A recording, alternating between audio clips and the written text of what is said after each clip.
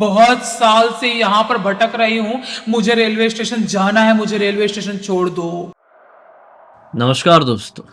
अनूप नाम का एक लड़का रायपुर के पास के एक छोटे से गांव में रहता था। वहीं पे कहीं वो किसी मोबाइल शॉप में काम किया करता था। एक दिन वो घर लौट रहा था और उसी दौरान उसके साथ कुछ बहुत ही भयानक घटा। इतना डरावना कि कहानी अगर ध्यान से सुन के इमेजिन कर लिए ना, सच बता रहा हूँ, अंधेरा होने के बाद घर से बाहर निकलना बंद कर देंगे। आइए जिया की जुबानी उसी घटना की कहानी डिटेल में जानते समझते हैं। ये जो लड़का है अनूप, ये अपनी फैमिली के साथ उस छोटे से गांव में आराम से अपनी ज़िंदगी बिता रहा था। ज़्यादा मतलब पढ़ा लिखा नहीं था बेचारा, क्योंकि इनके घर की जो आर्थिक स्थिति है, वो इतनी ज़्यादा अच्छी नहीं थी। इसके जो पापा हैं, वो नॉर्मली खेत-वेत में काम करते थे और उससे जो राशन पानी जो थोड़ा होता था, उसका गुज़र-बसर हो रहा था, जिसकी वजह से ये ज़्यादा पढ़ाई कर ही नहीं पाया। इसने गवर्नमेंट स्कूल में पढ़ाई किया 10th तक। उसके बाद सस्ते से एक दूसरे कॉलेज में 11th-12th कर लिया और 12th करने के बाद उसको ऐसा लगने लगा कि यार इतने पैसे तो नहीं है कि मैं कोई कोर्स करूं, और जब कोई कोर्स कर ही नहीं सकता, पैसे हैं ही नहीं मेरे पास, तो मैं क्यों ना कुछ काम वाम ढूंढूं। और ऐसा होता है, जिम्मेदारी ज्यादा सर पे रहती है तो कम कम उम्र में लड़के भी काम वाम करने के लिए कहीं ना कहीं निकल ही जाते हैं। तो वो सोचता है मैं क्या काम करूं, लेकिन तो उसके पापा के सामने बोलता है कि मुझे कुछ काम करना चाहिए, क्योंकि पैसे नहीं है घर पे उतने, और पढ़ाई तो 12th के बाद नहीं कर पाऊंगा पापा, आपको भी पता है कि पैसे अपने घर पे नहीं है। पापा बोलते हैं कि देख बेटा, खेत वेत थोड़ा सा है, वो गिरवी रख के भी पढ़ाना है चाहे तो पढ़ा सकते हैं, अगर तुझे मन है पढ़ने का तो पढ़ ले। बोलते हैं कि नहीं नहीं, मुझे इतना मन है भी नहीं, तो मैं कुछ काम करना चाहता हूँ जिससे 4 पैसे आए घर पे और अपने घर की आर्थिक स्थिति थोड़ी बेटर हो, नॉर्मल हो। तो इसके पापा बोलते हैं कि बेटा तू फिर खेत वेत में काम कर लेना, मैं भी तो खेत में काम करता हूँ, तो वहाँ पर कर लेगा। तो बोलता है नहीं पापा, इतना मेहनत तो नहीं कर पाऊंगा, खेत में काम करने के लिए बहुत ज़्यादा मेहनत करनी पड़ती है, और आपको पता है कि मेरे अंदर उतनी ताकत नहीं है उतने मेहनत करने की। आपके ज़माने के लोग मेहनती होते थे और मैं शायद कर ही नहीं पाऊंगा खेत में काम, मेरे से नहीं हो पाएगा।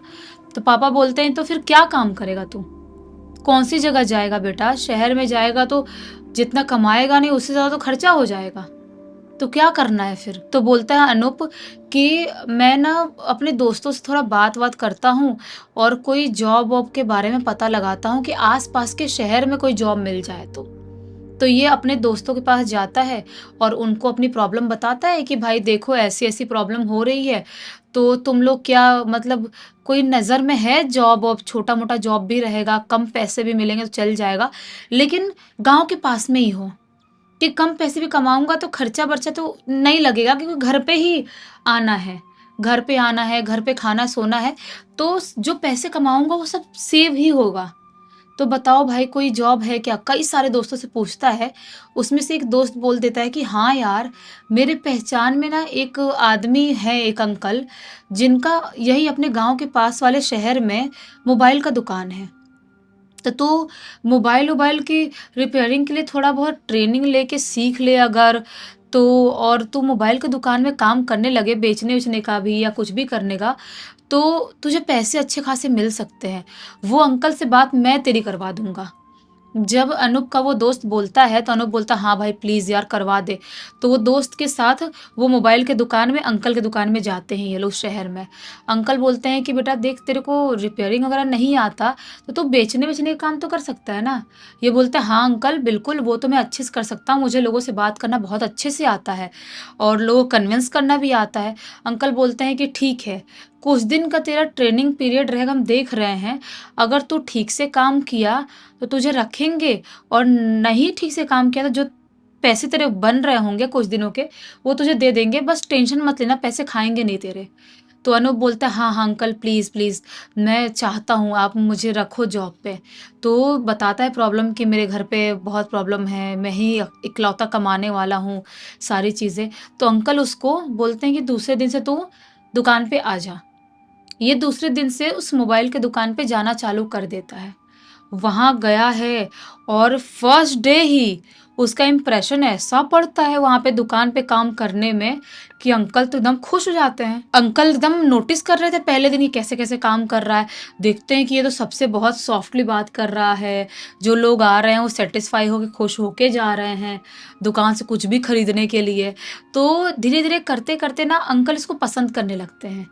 कई बार ये दोपहर में खाना-वाना लेके नहीं जाता था, तो अंकल उसको खिला लेते थे, बोलते थे बेटा ले खा ले चल, और या कुछ ना कुछ उसके लिए नाश्ता पानी मंगाते रहते थे। अंकल के लिए ना अनूप अब लड़के जैसा हो गया था उनके, और काम-वाम भी अच्छा कर रहा है, सैलरी भी अच्छी खासी मिल रही है कि अपने गाँव में रह रहा है वो और गाँव से शहर में काम कर रहा है और अच्छी खासी सैलरी मिल रही है, जिससे उसका गुज़र-बसर अच्छे से होने लगा।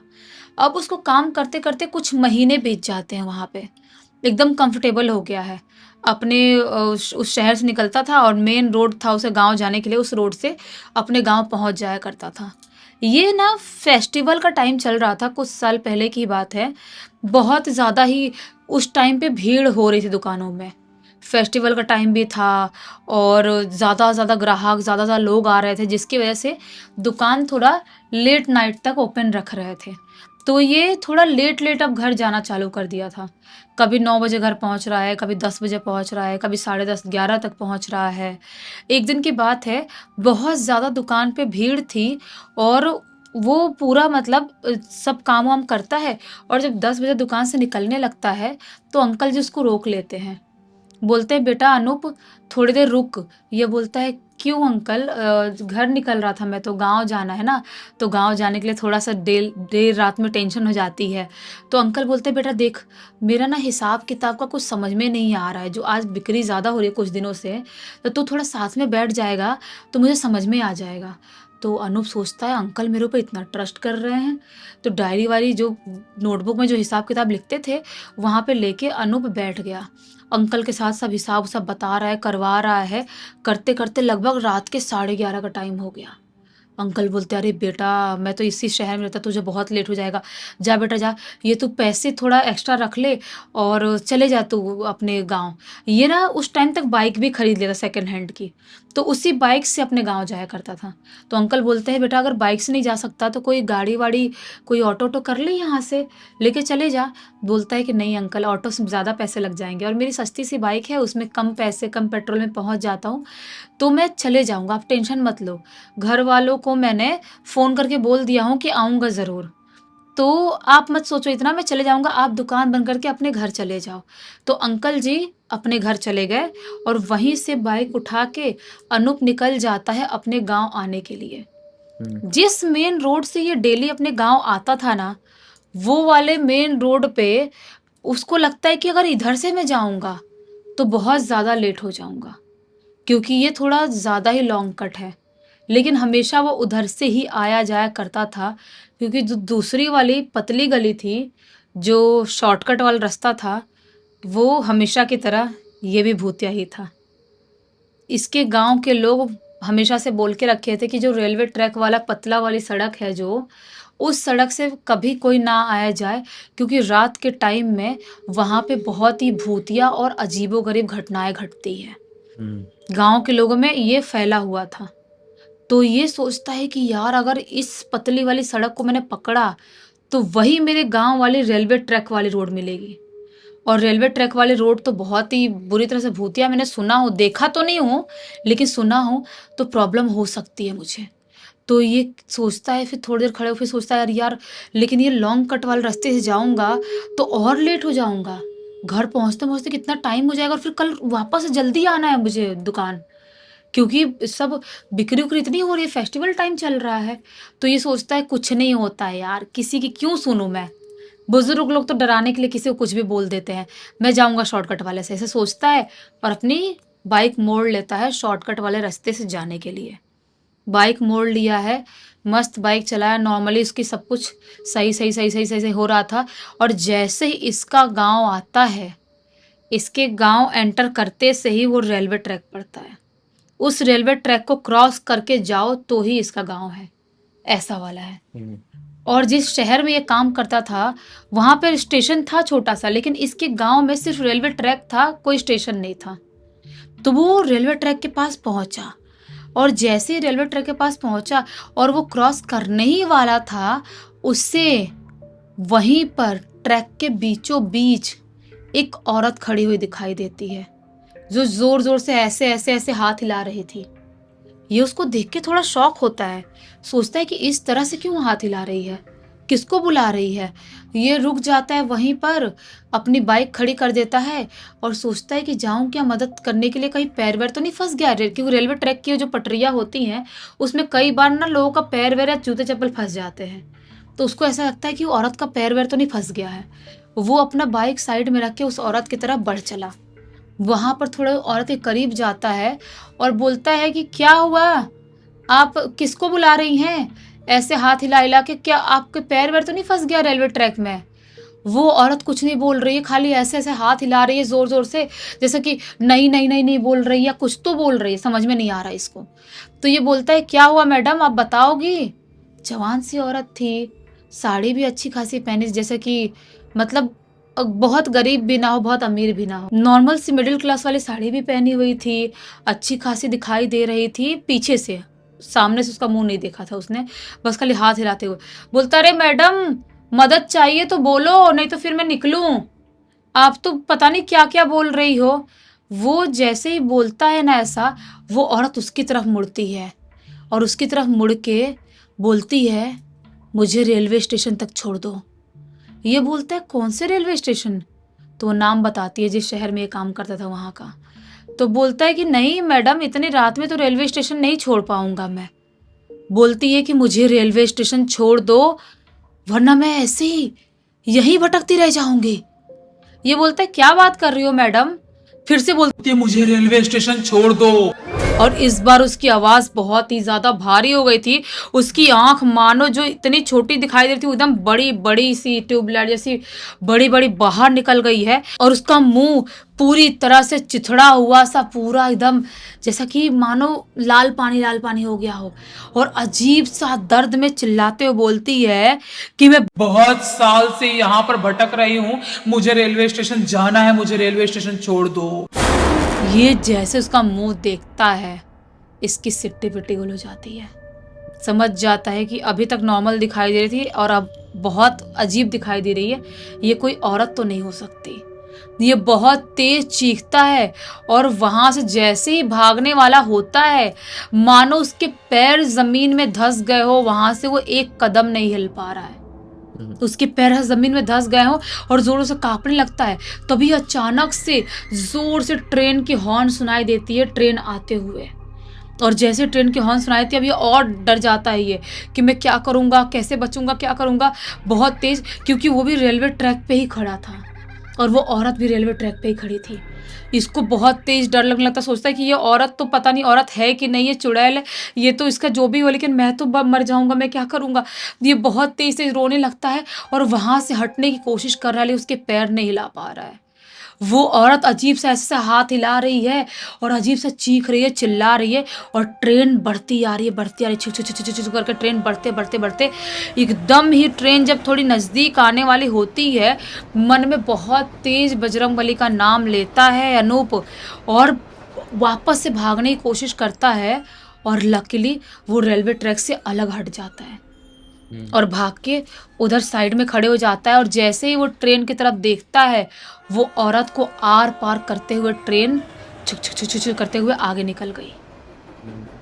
और बहुत तेज चीखने की, चिल्लाने की आवाज़ सुनाई, जैसे बहुत सारे लोग साथ में चीख रहे हैं, चिल्ला रहे हैं, ऐसी आवाज़ सुनाई देने लगी। ये इतने तेज़ घबरा गया, इसको समझ में नहीं आया कि मैं क्या करूं।